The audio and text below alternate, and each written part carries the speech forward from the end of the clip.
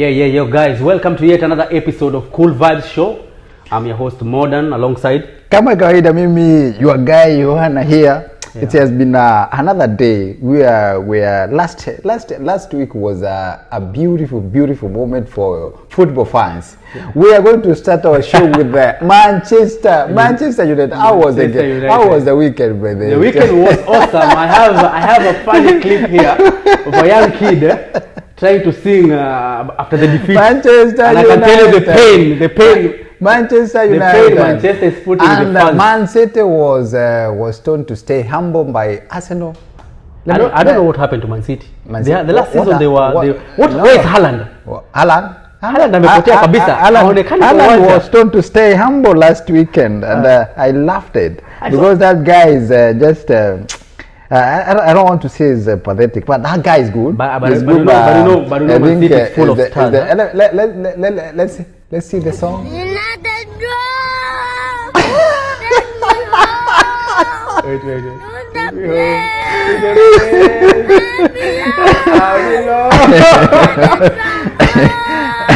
Yo.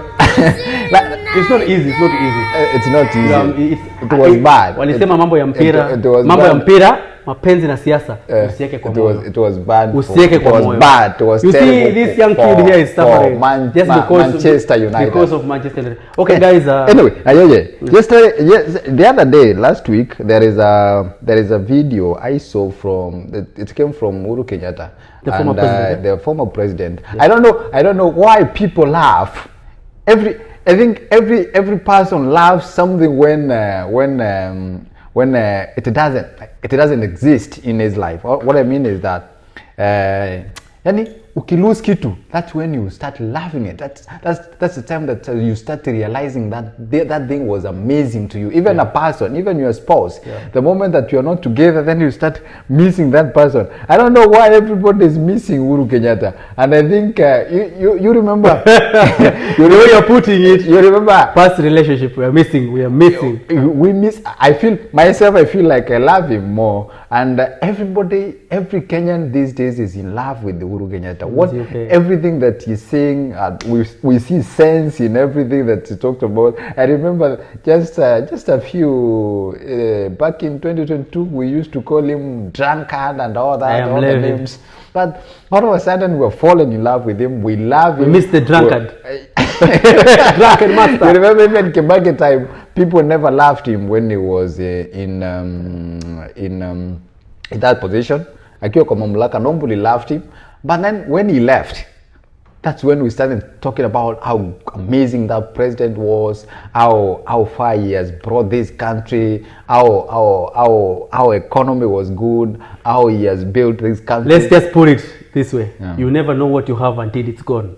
I think so. But yeah, you never know what you have. We never knew how good of a president that he was until he's gone now. Yeah, exactly. Now we are suffering the wrath. I think so, and I feel like I like Uhurukenyatta these days. Let us play that video of Uhurukenyatta last week. Jaden himself, huh? Yeah, Baba Jada.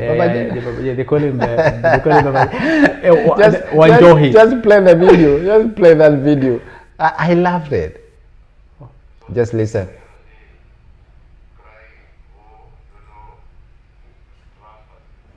I saw some people the other day crying, I don't know, Trump has removed. Stop right there. Are we? There is a question that I was asking myself. Yes.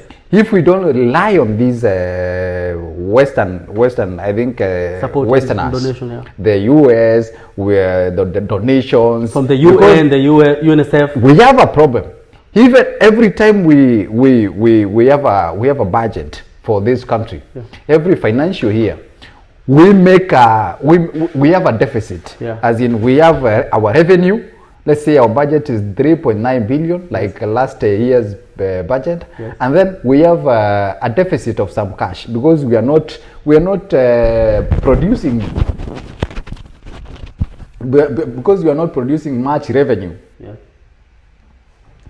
So every financial year we have a deficit of some cash, like like 500 million or something, and we were expecting money to borrow from these people. Yes, sir. Why? Why? Can't we work? Can't we operate without them? Can't we set our mind in? We work on our own budget, eh? Yes, you try to work with what you are. Do you think? Let me ask you a polite question. Do you think with this government, the way it's going now, do you think we can be able to run on our own budget or our own support, But on our own system? I know we can struggle because we need to pay the wages, the employees, and everything, and then we need the money for development. But do we need to do everything at the same time?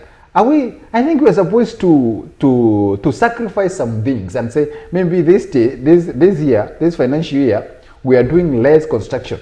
We are doing less. Maybe we focus on some things, and then we leave some stuffs, and we are not doing this. Did you see that video of this guy? He's like, Morano Kabaiso. Yeah, I know that. There's guy. another guy from the I don't know which country, but he was talking about an MP who went and bought jerry cans, a lot of jerry cans, empty jerry cans, donating to the people of the county, and even donkeys. So that they can go and fetch water. That is a whole. Listen, my friend. That is a whole member of parliament who sits in parliament, who has just sat down, and I believe he wasn't alone. I believe he had some people. They sat down and they came up with the idea. They are donating donkeys and jerry cans. My friend, this is the kind of government. No, this is the kind of government. This is the kind of people who go to the parliament. You are expecting them to think of what we are thinking, like they should support, we should have our own system running the government and supporting ourselves with the budget. Poverty mentality. That is so bad, my friend. I think before, exactly what Uhuru was saying, it's not our money. This you said money, UNICEF, UN, all those organizations, yes. It's not our money. And for me, if you ask me, everything that they give us, there is something they get out of it. Yeah. No one will do anything for free. For free. That's that one I support you 100%. I've looked at that matter.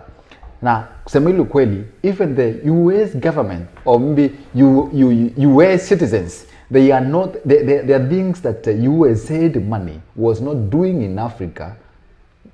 There is something that that money was doing that they didn't like it. Because those are the guys that they were doing some stuff or organizing crimes just for the benefit of US government, and some people didn't like it. So, in short, this is not our money. Why are we so much into it that every time we have to budget for it?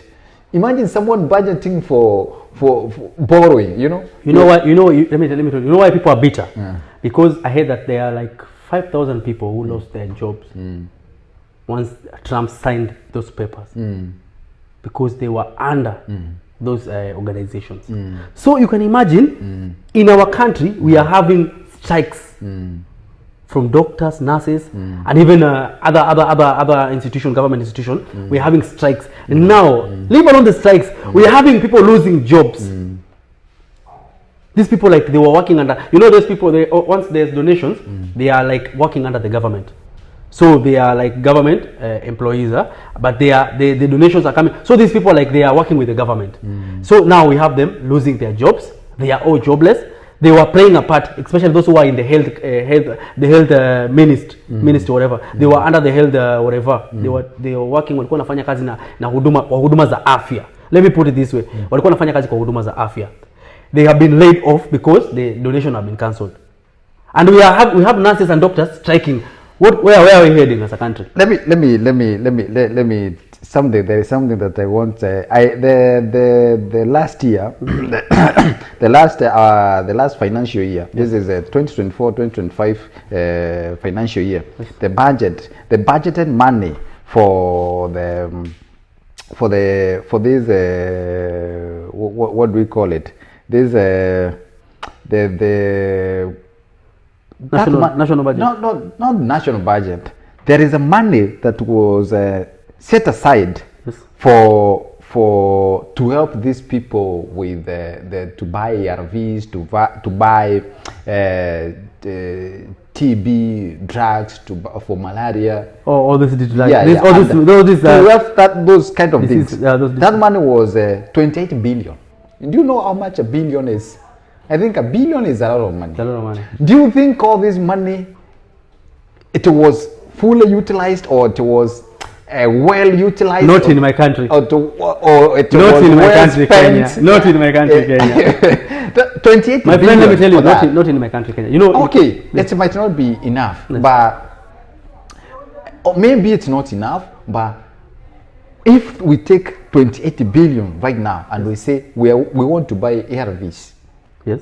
or maybe we want to buy those TB drugs and those kind of things, or maybe if that money is not enough, don't you think we can maybe deduct some money from other institutions, the money that was sent aside for other institutions, okay, to help this if we really need it, because for sure we need it. There are so many people living with HIV. There are so many people with TB. There are so many people Suffering from malaria. so many people need help. That's right. That's the truth. We can't say that we'll just leave them to fight for their own. No. There are people. I think the other guy, I heard another guy saying that people, they're supposed to cater for themselves for those things. Remember, there is a there is a child who was born with HIV. Yeah. So he is sick kupenda kwake. Yeah. And some people, they can't afford it. Yeah. So we are not supposed to forget these people. We're supposed to work on it. Right, that's right. But now, I think this is a matter of life and death. So you're saying why that should we put aside money like 2.2 billion, 2.2 trillion for executive only? 2.2 trillion. 2.2 trillion. We're talking about trillion. That's the For the executive. Yes. The president and his people, the national government. Let's say they call it national government. Okay. So why should we set aside? Don't you think there is some money that we need to reduce? Maybe like just the other day, the state house was being renovated. You saw flat roof. The 700 million. Yeah, and I think that was not 700 million. It's not. I think we are budgeting so much money on corruption, and we wait. Repeat that. Yeah, budgeting so much money. A lot of money on corruption. Yeah. So it means these guys are budgeting money so that they can steal our money. They can steal. You've